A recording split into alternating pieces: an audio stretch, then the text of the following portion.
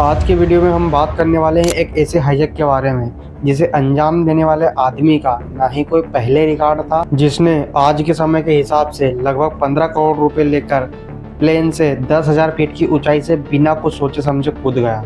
लेकिन हैरानी की बात तो ये है कि आज तक कोई नहीं जान पाया कि आखिर ये बंदा है कौन और वो इतनी बड़ी रकम लेकर आखिर कहाँ गायब हो गया, जिसका आज तक कोई सुराग नहीं मिला। तो चलिए बिना देरी करते हुए इस रोमांचक सफर को शुरू करते हैं।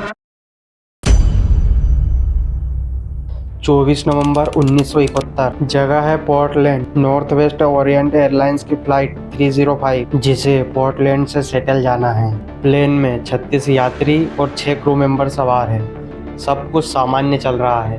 फिर तभी एक आदमी प्लेन की तरफ आगे बढ़ता है, जिसकी टिकट पर लिखा हुआ था डैन कॉपर, जिसकी उम्र लगभग 40 से 45 साल। काला सूट, सफेद शर्ट, काली टाई, चश्मा लगाए हुए। ना ही कोई घबराहट और ना ही कोई शक। प्लेन अपने समय अनुसार टेक ऑफ करता है। प्लेन में अभी तक सब कुछ सामान्य चल रहा है। टेक ऑफ के कुछ मिनट बाद वो आदमी एयर होस्टेस को आवाज देकर अपने पास बुलाता है और उसे एक वो नोट देता। स्टार्टिंग में तो एयर होस्टेस ये समझती है कि मेरे साथ में कोई फ्लर्टिंग कर रहा है, लेकिन जैसे ही वो वापस मुड़ने लगती है तो वही आदमी उसे ये कहता है कि आपको इस नोट को पढ़ लेना चाहिए। उसने जैसे ही उस नोट को खोलकर देखा तो वो हैरान रह गई, क्योंकि उस पर लिखा हुआ था I have a bomb in my brief case. और वही आदमी एयर होस्टेस को अपने बाजू में बैठने के लिए कहता है। एयर होस्टेस बिना घबराए से एकदम नॉर्मल तरीके से उसके बाजू में जाके बैठ जाती है। और वो आदमी जब अपना ब्रीफ केस खोल के दिखाता है तो उसमें दिखती है तारे, छड़े, बैटरियाँ, यानी बम। अभी तक कॉपर बिल्कुल शांत है। यहाँ तक कि प्लेन में किसी भी व्यक्ति को ये नहीं पता है कि हमारा प्लेन हाईजैक हो चुका है। उसने एयर होस्टेस के सामने अपनी 4 डिमांडें रखी। पहली डिमांड है $2 लाख कैश। दूसरी डिमांड है 4 पैराशूट। तीसरी डिमांड है सेटल में लैंडिंग। और चौथी, लैंडिंग के बाद में सेटल से दोबारा उड़ाने की परमिशन। ना ही कोई चिल्लाना, ना ही कोई धमकी। एक कॉन्फिडेंट आदमी जो जानता था कि उसे क्या चाहिए।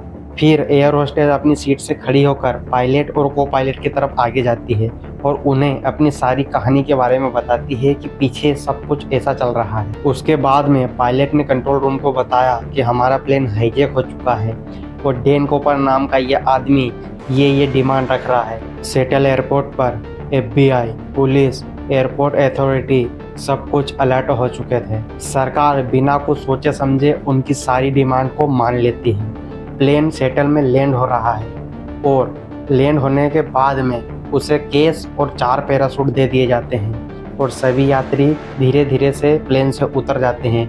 अब फ्लाइट में बचे हैं सिर्फ 5 लोग, कॉपर, पायलट, को पायलट, एयर होस्टेस और एक फ्लाइट इंजीनियर। और फिर फ्लाइट को दोबारा टेक ऑफ कर लिया जाता है और यहीं से शुरू होती है सबसे डरावनी कहानी। कॉपर ने पायलट को आदेश दिया प्लेन को 10,000 फीट की ऊंचाई पर ले जाया जाए और स्पीड जितनी हो सके उतनी धीरे रखे और पीछे का स्टेयर डोर खुला रखे।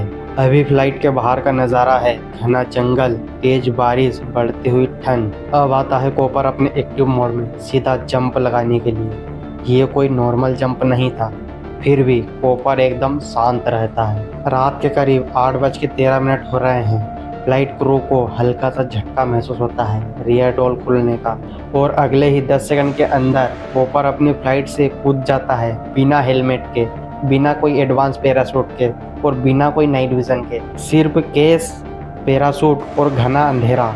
उसके बाद में वो इंसान को कभी नहीं देखा गया। FBI ने मैसिव रिसर्च शुरू की, जिसमें पूरे घने जंगल को छान मारा, रिवर तक चेक हुई, लेकिन एक सबूत तक नहीं मिला कि आखिर वो बंदा और 4 पैराशूट कहाँ गए। 1980 में एक बच्चे को रिवर बैंक पर पुराने नोट मिले, जिसका सीरियल नंबर उन्हीं नोटों से मैच होता है जो कि कॉपर को दिए गए थे। मतलब कॉपर कूदा था, लेकिन क्या वो जिंदा है या मर गया, ये आज तक कोई नहीं जान पाया। आज उस बात को 50 साल से ज़्यादा हो चुके हैं, लेकिन आज तक ये मिस्ट्री अभी तक सोल्व नहीं हुई है। कुछ एक्सपर्ट का ये कहना है कि वो प्लानिंग के साथ में जंप किया था, मतलब वो ट्रेंड था। FBI ने 2016 में ऑफिशियली ये कहा है, अब हम DB कॉपर वाले मामले पर जांच नहीं कर रहे हैं। ये केस आज भी अनसॉल्व रहा है डीवी कूपर ने किसी के चोट नहीं पहुंचाया, किसी का खून नहीं बहाया और अपनी हाईजैक को भी सफल किया। उसने दिखा दिया कि सिर्फ एक आदमी पूरी दुनिया को सवालों के नीचे डाल सकता है। और ये सवाल आज भी जिंदा है कि क्या डीवी कूपर मर गया या फिर वो एक नॉर्मल इंसान बन के आज भी आम आदमी की तरह जिंदगी जी रहा है।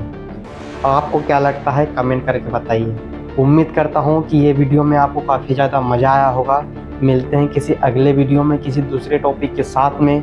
तब तक के लिए जय हिंद।